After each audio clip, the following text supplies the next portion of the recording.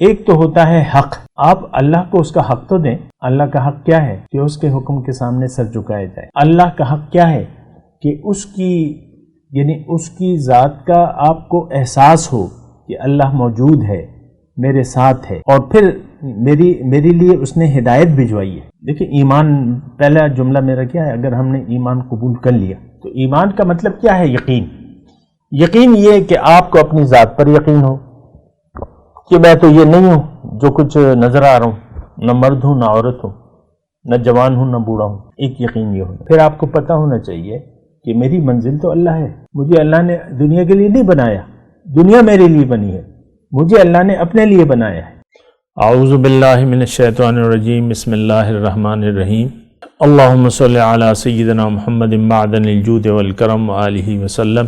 سامعین و ناظرین اکرام، السلام علیکم ورحمۃ اللہ وبرکاتہ۔ آج کا ہمارا موضوع یہ ہے کہ اگر ہم نے ایمان قبول کر لیا تو ہمارے لیے کیا ہوگا؟ یہ بڑا اہم سوال ہے۔ آج کا مسلمان یہ خیال کرتا ہے کہ اگر ہم نے صحیح طور پہ ایمان قبول کر لیا تو میری دنیا خراب ہو جائے گی، مجھ سے پیسے مانگے جائیں گے، مجھ سے جان وقت مانگا جائے گا اور نقصان ہو جائے گا، اور میں الگ ہو جاؤں گا لوگوں سے، اور معاشرے کا ساتھ تو پھر نہیں دے سکتا۔ لوگ جیسے زندگی گزار رہے ہیں ویسے تو میں نہیں گزار سکتا، میری تو الگ، میرے لیے تو رسول نمونہ ہوں گے، تو اس میں وہ نقصان سمجھتا ہے۔ آج کا حاضر آرمی چیف، وزیر اعظم، صدر مملکت، چیف جسٹس، اس کے چہرے پہ سنت رسول نہیں ہے۔ سب مانتے ہیں کہ یہ سنت رسول ہے، لیکن وہ بالکل اس کے لیے تیار نہیں ہے کہ ہم اپنے چہرے پہ سنت رسول سجا لیں۔ کیوں؟ کہ ان کو نقصان معلوم ہوتا ہے۔ یہ ایک میں نے 4 نام لیے، یہ ہر شخص جو اسلام کے مطابق زندگی نہیں گزار رہا اور اپنا مال و جان اللہ کے لیے حوالے کرنے کے لیے تیار نہیں ہے، تو یہ کہتا ہے اس میں میرا بڑا نقصان ہوگا، میری خواہشات ختم ہو جائیں گی، میری مرضی ختم ہو جائے گی۔ انسان اپنی مرضی نہیں چھوڑنا چاہتا۔ شیطان نے کیا کہا تھا؟ میں، یعنی اس نے کہا تھا میں۔ ہم کیا کہہ رہے ہیں کہ میں، میری خواہش، میں جو یقین، میرا یقین۔ اب شیطان کا بھی ایک یقین تھا، جب حکم سجدہ ملا تو اس کا ایک یقین تھا، انا خیر من ہو، کہ میں اس سے بہتر ہوں۔ تو اللہ تعالیٰ میں تیری بات نہیں مانوں، کیوں؟ میں اس سے بہتر ہوں۔ آج بھی ہم دیکھیں، ہم اپنی بڑائی بیان کر رہے ہیں۔ آج کا مسلمان جو ہے اس نے اپنے آپ کو بڑا کیا ہوا ہے، یہ رب کی سننے کے لیے تیار نہیں ہے، رسول کی سننے کے لیے تیار نہیں ہے، اللہ کے راستے پر صحیح طریقے سے چلنے کے لیے کوئی بھی تیار نہیں ہے، اللہ کو منزل بنانے کے لیے کوئی تیار نہیں ہے۔ اللہ کے راستے پر چلنا تو بعد میں ہوگا، آپ منزل تو پہلے بنائیں۔ ہم تو اپنا رخ پھیر کے اللہ کی طرف کرنے کے لیے تیار نہیں ہے آج کا مسلمان۔ ہماری دیکھیں ایک بات بالکل واضح ہے، آج کے مسلمان کی ترجیح دنیا ہے، فقط دنیا کو اس نے حقیقت سمجھ لیا ہے، اور دنیا کی کامیابی پر یہ خوش بھی ہوتا ہے۔ آپ دیکھ لیں نا، کن باتوں پر آپ خوش ہوتے ہیں؟ کون سی باتیں آپ کو رنجیدہ کر دیتی ہیں؟ وہ دنیا ہے۔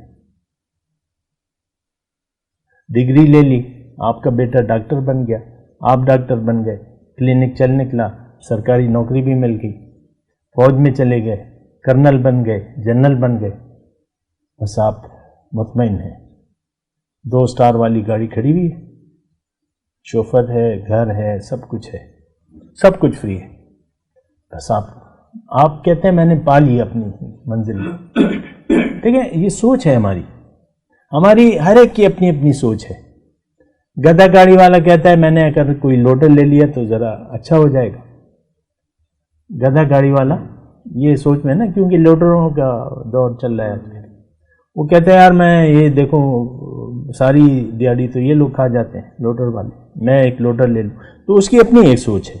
سوچ سب کی دنیا کی ہے، ہم سب دنیا دار ہیں، اللہ والے نہیں ہیں، نہ اللہ والے کوئی بننا چاہتا ہے۔ اس میں کہتا ہے وہ نقصان ہے۔ بہرحال ہمارا آج کا موضوع یہ ہے کہ اگر ہم نے ایمان قبول کر لیا تو ہمارے لیے کیا ہوگا۔ دیکھیں، ایک تو ہوتا ہے حق، آپ اللہ کو اس کا حق تو دیں۔ اللہ کا حق کیا ہے کہ اس کے حکم کے سامنے سر جھکایا جائے۔ اللہ کا حق کیا ہے کہ اس کی ذات کا آپ کو احساس ہو کہ اللہ موجود ہے، میرے ساتھ ہے، اور پھر میری لیے اس نے ہدایت بھجوائی ہے۔ دیکھیں، ایمان، پہلا جملہ میرا کیا ہے، اگر ہم نے ایمان قبول کر لیا تو ایمان کا مطلب کیا ہے؟ یقین۔ یقین یہ کہ آپ کو اپنی ذات پر یقین ہو کہ میں تو یہ نہیں ہوں جو کچھ نظر آ رہا ہوں، نہ مرد ہوں نہ عورت ہوں، نہ جوان ہوں نہ بوڑھا ہوں۔ ایک یقین یہ ہونا چاہیے۔ پھر آپ کو پتہ ہونا چاہیے کہ میری منزل تو اللہ ہے، مجھے اللہ نے دنیا کے لیے نہیں بنایا، دنیا میرے لیے بنی ہے، مجھے اللہ نے اپنے لیے بنایا ہے، تو میں نے اللہ کا ہونا ہے۔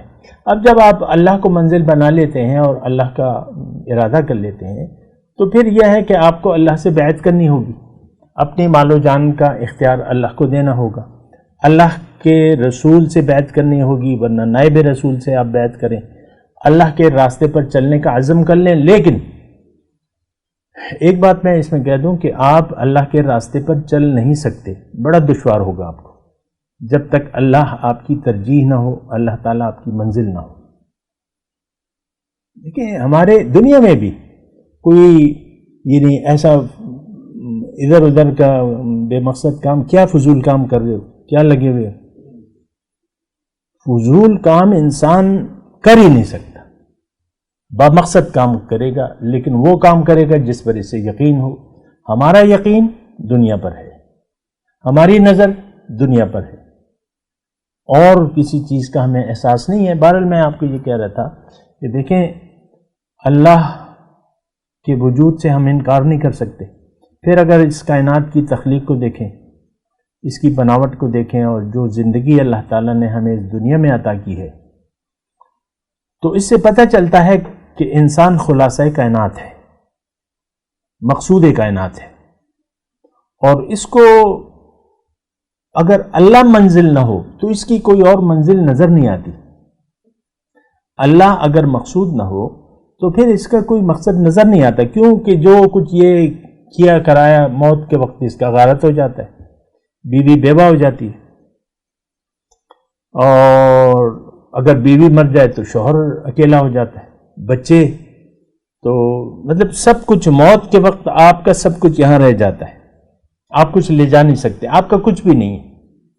5 ارب روپے اگر آپ کے پاس ہوں اکاؤنٹ میں، 10 ارب لگا لیں تو موت کے وقت تو بس آپ ختم ہو گیا نا وہ 10 ارب روپے تو گئے، آپ تو وہ 10 روپے بھی آپ کی جیب میں نہیں رکھے جائیں گے۔ انسان، اللہ تعالیٰ نے قرآن میں فرمایا، ما عندکم ینفد وما عند اللہ باق، اے لوگو، جو تمہارے پاس ہے وہ ختم ہونے والا ہے، اور جو میرے پاس ہے وہ باقی ہے۔ تو اللہ کو اگر آپ نے منزل بنا لیا، یعنی ایمان قبول کر لیا، تو اللہ تعالیٰ فرماتا ہے کہ میں تو باقی ہوں، میں تو باقی ہوں، میں تو کہیں نہیں جا رہا، میں تو فانی نہیں ہوں، باقی چیزیں فانی ہیں، ہر چیز رہ جانے والی ہے، ختم ہونے والی ہے۔ تو یہ دیکھیں، ساری باتیں یقین کی ہیں، ہمیں یقین نہیں ہے۔ اور ایک بات میں اکثر آپ کو کہتا ہوں کہ جو چیز بھی باطن سے تعلق رکھتی ہے، آج کے مسلمان کا اس پر یقین نہ ہے، نہ وہ کرنا چاہتا ہے، نہ اس کی ضرورت محسوس کرتا ہے۔ اب میرے تقریباً 40 سال ہو گئے دعوت دیتے ہوئے، مثال کے طور پہ لوگوں کو میری باتیں سمجھ میں نہیں آتی، 20 سال تعلق رکھتے ہیں پھر چلے جاتے ہیں، سمجھ میں نہیں آتی باتیں، یار یہ تو ہم نہیں کر سکتے۔ تو دیکھیں، یہ نہیں، انسان یقین کرنے کو بھی تیار نہیں ہے۔ میں مسلمانوں کی بات کر رہا ہوں، رسمی اسلام ہے ہمارا، بس، اور یہ ایسا ایک بوجھ ہے جس کو ہم سر سے اتار کے پھینک بھی نہیں سکتے۔ اپنے آپ کو مشرک، ہندو، کافر، عیسائی، سکھ، یہودی کہلانا نہیں پسند کریں گے۔ اگر کسی مسلمان کو آپ کہہ دیں کہ اے یہودی، اے عیسائی، اے ہندو، ہم پسند نہیں کریں گے نا، بس بس شناختی کارڈ میں لکھا ہو کہ مسلمان ہیں اور خاتم النبیین، بس الفاظ ہیں، ختم نبوت الفاظ ہیں. آپ نے تو رسول کو نہ اللہ کو قبول کیا ہے اور نہ رسول کو آپ قبول کرنے کے لیے تیار ہیں. آپ اللہ کی اور اس کے رسول کی دعوت کا جواب ہم نے دیا ہوا ہے نفی میں. اللہ تعالیٰ نے قرآن میں فرمایا استجیبوا للہ وللرسول اذا دعاکم لما یحییکم، بات مان لو اللہ کی اور اس کے رسول کی جب وہ تمہیں بلائے، اس میں تمہاری زندگی ہے. یہی میں آج کا موضوع میں کہہ رہا ہوں کہ ایمان اگر قبول کر لیا تو ہم زندہ ہو جائیں گے. اللہ کی یاد سے، یعنی دل میں اگر ہم نے اللہ کی یاد کو بسا لیا اور غیر اللہ کی محبت سے دل کو پاک کر لیا تو ہمارے لیے زندگی ہے اور ہم زندہ ہو جائیں گے. انسان جب آیا ہے تو جب یہ جائے گا تو روحانی طور پہ یا تو اس کا ضمیر مردہ ہو چکا ہوگا یا زندہ ہوگا. بات کرتے ہیں ایک وقفے کے بعد. وآخر دعوانا ان الحمدللہ رب العالمین، والسلام علیکم ورحمۃ اللہ وبرکاتہ. مولایا صلی وسلم دائما ابدا علی حبیبک خیر الخلق کلہم.